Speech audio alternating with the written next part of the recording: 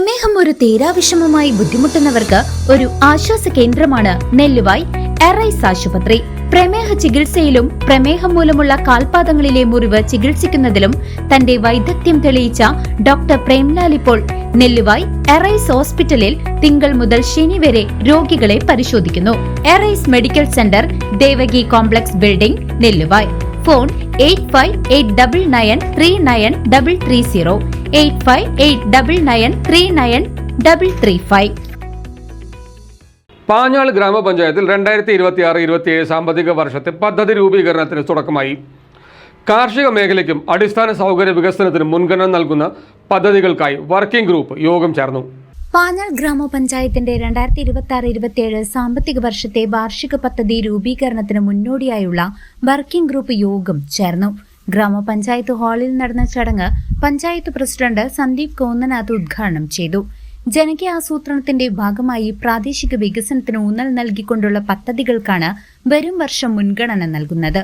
പ്രധാനമായും കാർഷിക മേഖലയുടെ അഭിവൃദ്ധിക്കും ജനങ്ങളുടെ അടിസ്ഥാന ആവശ്യങ്ങൾ നിറവേറ്റുന്നതിനുമായിരിക്കും പദ്ധതി രൂപീകരണത്തിൽ മുൻതൂക്കം നൽകുകയെന്ന് ഉദ്ഘാടന പ്രസംഗത്തിൽ പ്രസിഡന്റ് വ്യക്തമാക്കി. കാർഷിക ഉൽപാദനം വർദ്ധിപ്പിക്കുന്നതിനും കർഷകർക്ക് ആവശ്യമായ അടിസ്ഥാന സൗകര്യങ്ങൾ ഒരുക്കുന്നതിനുമുള്ള പ്രത്യേക നിർദ്ദേശങ്ങൾ യോഗം ചർച്ച ചെയ്തു. വൈസ് പ്രസിഡന്റ് രജിത മനോജ് ചടങ്ങിൽ അധ്യക്ഷത വഹിച്ചു. സ്റ്റാൻഡിംഗ് കമ്മിറ്റി ചെയർപേഴ്സൺമാരായ ശ്രീജ മണികണ്ഠൻ, അനുരൂപ് രവീന്ദ്രൻ, ഗ്രാമപഞ്ചായത്ത് സെക്രട്ടറി MM ഷെരീഫ്, വിവിധ വാർഡ് അംഗങ്ങൾ എന്നിവർ പങ്കെടുത്തു.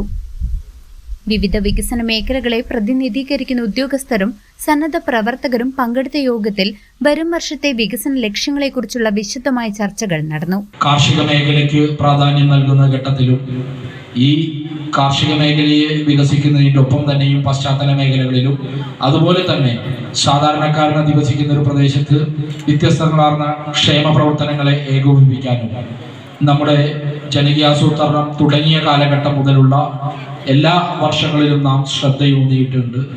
അതിൻ്റെ ആകത്തുകയായി തന്നെയാണ് മുൻകാലങ്ങളിലൊക്കെ തന്നെ പദ്ധതിയുമായി ബന്ധപ്പെട്ട അഭിമാനപൂർവമായ നേട്ടങ്ങളെ കൈവരിക്കാൻ പാഞ്ഞാൾ ഗ്രാമപഞ്ചായത്തിനായിട്ടുള്ളത്. കഴിഞ്ഞ വർഷം നമ്മളെടുത്ത് പരിശോധിച്ചാൽ ലൈഫ് ഭവന പദ്ധതിയുടെ നിർമ്മാണവുമായി ബന്ധപ്പെട്ട് നമുക്ക് ലഭിച്ച ഫണ്ടിനെ മുൻഗണന നൽകി നാം മാറ്റി നിർത്തിയതിൻ്റെ ഭാഗമായാണ് തൃശ്ശൂർ ജില്ലയിലെ 86 പഞ്ചായത്തുകളിൽ നിന്ന് ഈ മേഖലയ്ക്ക് വേണ്ടി മാറ്റിവെച്ചതിൻ്റെ 2ാം സ്ഥാനം നാം നേടുകയുണ്ടായത്. ഞാൻ ഈ സൂചിപ്പിക്കാൻ ശ്രമിച്ചത് സുരക്ഷിതമായ ഭവനം സാധാരണക്കാരന് ഒരുക്കുക എന്നതിൽ ആ ഭരണസമിതി മുൻതൂക്കം നൽകിയതിനെ പുതിയ ഭരണസമിതിയും അതേപോലെ തന്നെ ക്ഷേമ പ്രവർത്തനങ്ങളിലാകെ തന്നെ തുടരുന്ന ഘട്ടത്തിലും വ്യത്യസ്തങ്ങളാർന്ന പദ്ധതികളെ സംബന്ധിച്ച നിർദ്ദേശങ്ങൾ നൽകാൻ കെൽപ്പും പ്രാപ്തിയുമുള്ള ആളുകളാണ് ഇവിടെ എത്തിച്ചേർന്ന ഓരോ മനുഷ്യരും. CCV news, Panjal.